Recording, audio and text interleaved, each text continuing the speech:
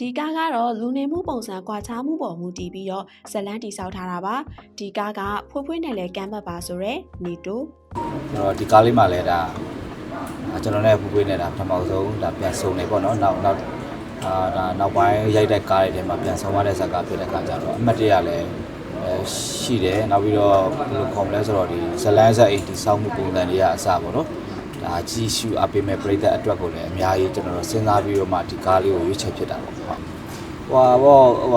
ဇလန်းဖတ်တဲ့အချိန်မှာလေဟိုကဒီဇာတ်ကားလေးရတော့ဒါရိုက်ကူလဲရမယ်ဇလန်းတစ်ခုလုံးကျွန်တော်သုံးသပ်မိတယ်ပေါ့နော်နောက်ပြီးတော့ဖွေးနဲ့ကျွန်တော်နဲ့ဒါပြန်ပြီးတော့ကြည့်တဲ့အချိန်မှာပြိသက်အနေနဲ့ကလည်းပြန်ဒီကားလေးပေါ်မှာကြည့်တဲ့အချိန်မှာဟိုးအရင်တော့ကကြည့်ခဲ့တဲ့ခံစားမှုမျိုးမဟုတ်ပေမဲ့လည်းဒီလက်ရှိရောက်နေတဲ့အခြေအနေ